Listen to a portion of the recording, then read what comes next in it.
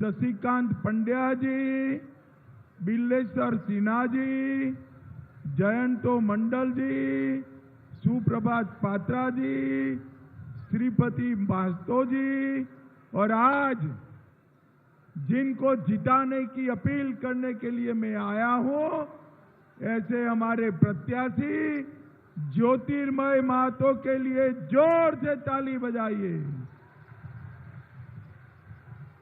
और आज पुरुलिया की सभा में आए हुए प्यारे भाइयों, बहनों, माताओं और मेरे जिगर के टुकड़े जैसे युवा मित्रों, आप सभी को नमस्कार। भाइयों बहनों, ये फोटोग्राफर बैठ जाओ भाई तुम। भाइयों बहनों, सबसे पहले मैं बानेश्वर शिव मंदिर, भैरवनाथ मंदिर, काली माता मंदिर, बिरंची नारायण शिव मंदिर, गौरीनाथ धाम, श्री बारा तारा मंदिर को प्रणाम कर कर मेरी बात की शुरुआत करना चाहता हूं। मैं स्वतंत्रता सेनानी चुनूराम महतो और गोविंद महतो को भी प्रणाम कर कर मेरी बात की शुरुआत करना चाहता हूं। भाइयों बहनों, आने वाले चुनाव में आप सभी को मैं, ये मीडिया वाले भी सेट कर कर बैठ जाओ भाई, सेट कर कर बैठ जाओ जरा।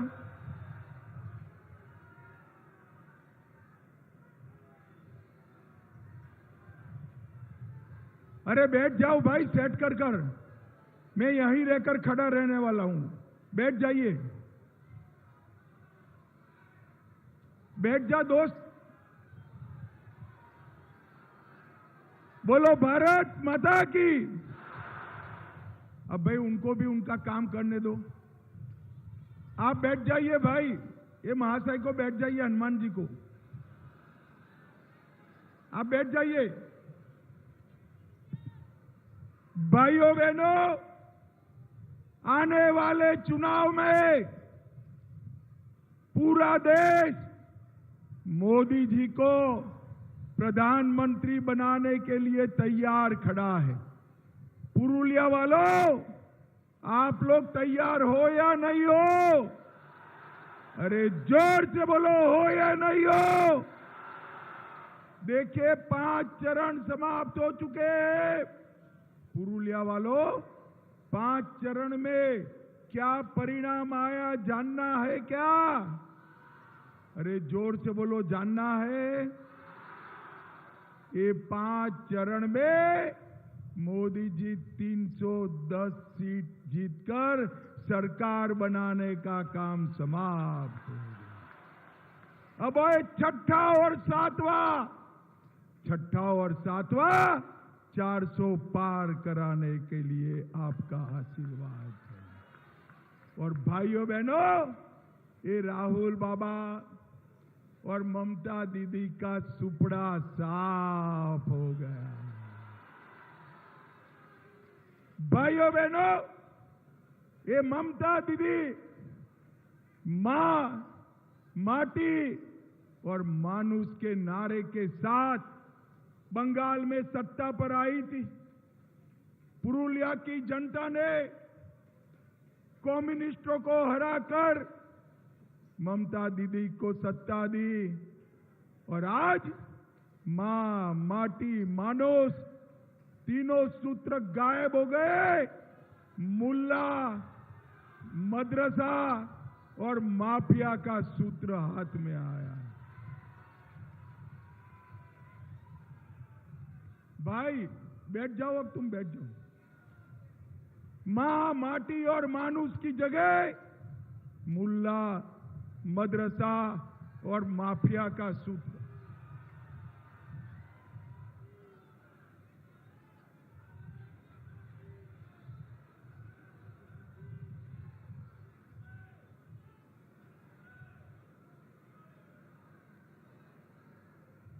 ममता बनर्जी ने पूरे बंगाल को घुसपैठियों के लिए स्वर्ग बनाने का काम किया है।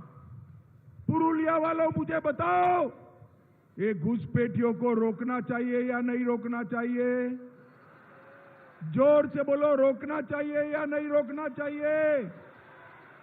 क्या ममता बनर्जी रोक सकती है?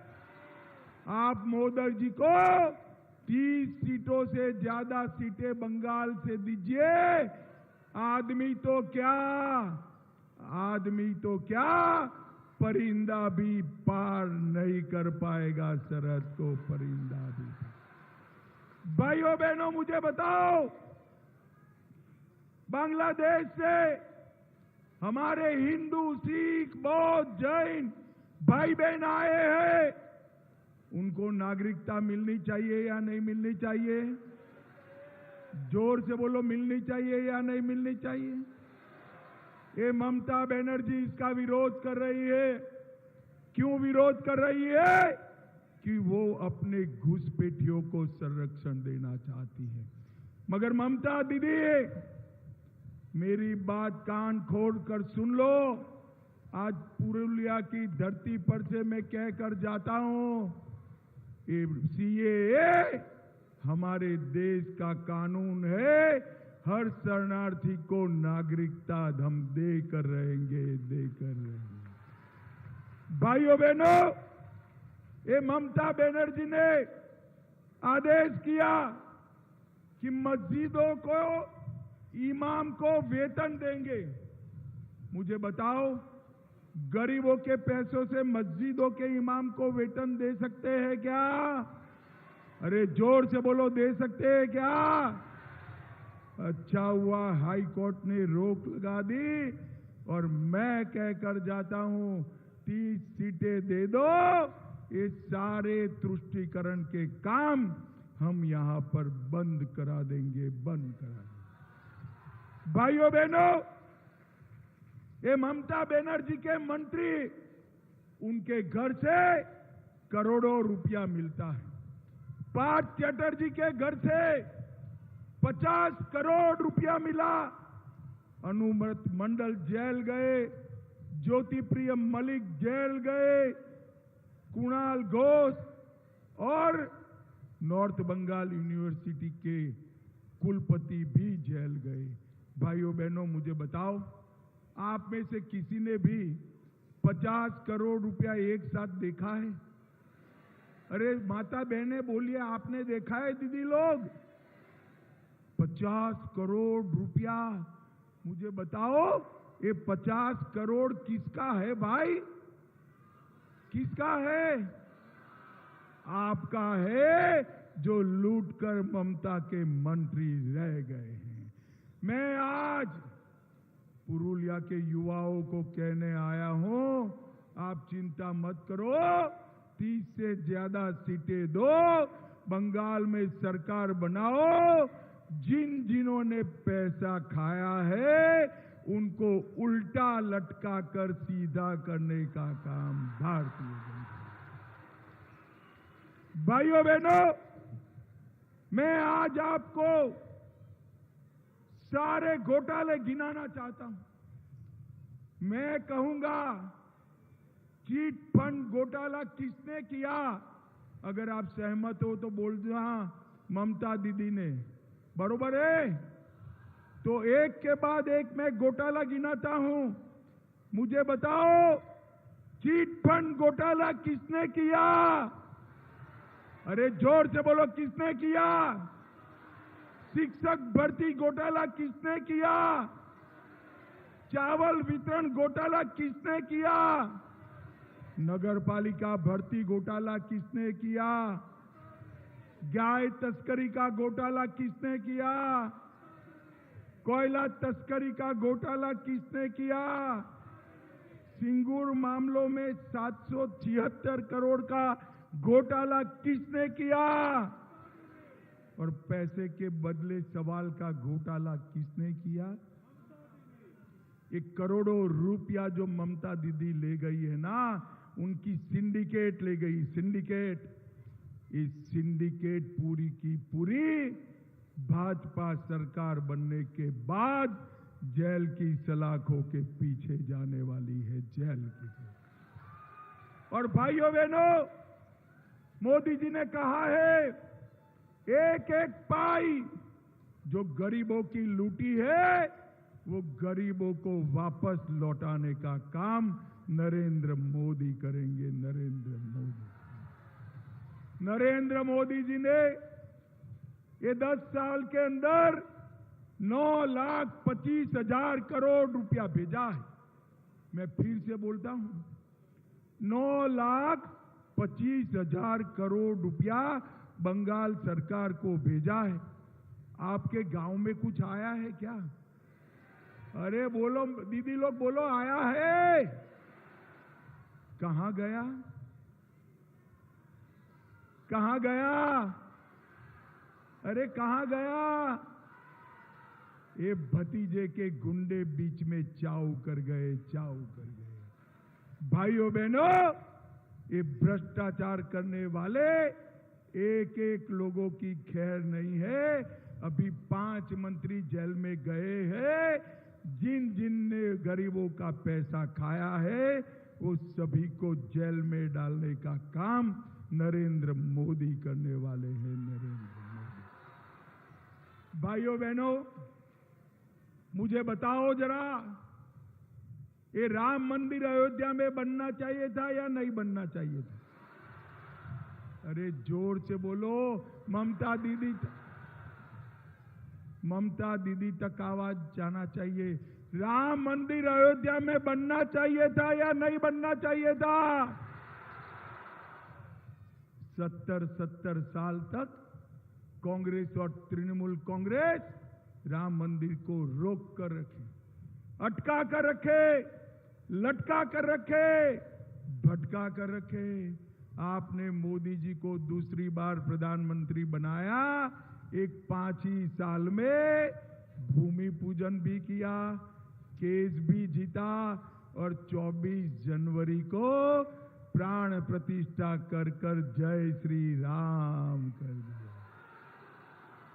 और भाइयों बहनों, जब प्राण प्रतिष्ठा थी तब ममता दीदी को निमंत्रण दिया कि ममता दीदी, राम तो हम सबका है, तुम भी आओ और राम के सामने अपना मस्तक झुकाओ। मगर ममता दीदी नहीं गई। भाई क्यों नहीं गई मालूम है? मालूम है दीदी लोग? मालूम है? चलो मैं बताता हूं क्यों नहीं गई। वो अपनी वोट बैंक से डरती है। उसकी वोट बैंक पुरुलिया वालों आप लोग नहीं हो। उसकी वोट बैंक ये रोहिंग्या और बांग्लादेशी घुसपैठी है। मगर मैं आज बताता हूं, हम वो वोट बैंक से नहीं डरते हैं। मोदी जी ने न केवल राम मंदिर बनाया, औरंगजेब ने तोड़ा हुआ काशी विश्वनाथ का मंदिर भी बनाया और सोमनाथ का मंदिर भी अब सोने का बन रहा है। भाइयों बहनों, सोने का बन रहा है। मुझे बताओ पुरुलिया के युवाओं, ये कश्मीर जो है हमारा है या नहीं? अरे जोर से बोलो, है या नहीं है? ये कांग्रेस के नेता मणिशंकर अय्यर कहते हैं पाकिस्तान का सम्मान करो क्योंकि पाकिस्तान के पास एटम बम है, पाक ऑक्यूपाई कश्मीर न मांगिए। अरे मणिशंकर अय्यर, राहुल बाबा, आपको डरना है तो डरो, ये तो नरेंद्र मोदी है। नरेंद्र मोदी एटम बम से नहीं डरते हैं। भाइयों बहनों, मैं आज पुरुलिया वालों को वादा कर जाता हूं, ये पाक ऑक्यूपाई कश्मीर भारत का है, रहेगा और हम उसको लेकर रहेंगे, इसको कोई नहीं। मोदी जी ने धारा 370 को समाप्त कर इस देश से हमेशा के लिए आतंकवाद को समाप्त किया है। भाइयों बहनों, मोदी जी ने 10 साल में करोड़ों गरीबों का कल्याण करने का काम किया है। 80 करोड़ लोगों को 5-5 किलो अनाज चावल हर महीना देते हैं। आपके घर में जो चावल आता है ना, उस पर थैला ही ममता दीदी का है। चावल नरेंद्र मोदी भेजते हैं, नरेंद्र मोदी। 12 करोड़ शौचालय बनाए, 4 करोड़ घर बनाए, 10 करोड़ से ज्यादा माताओं को गैस का सिलेंडर दिया और 14 करोड़ लोगों को नल से जल देने का काम नरेंद्र मोदी जी ने किया।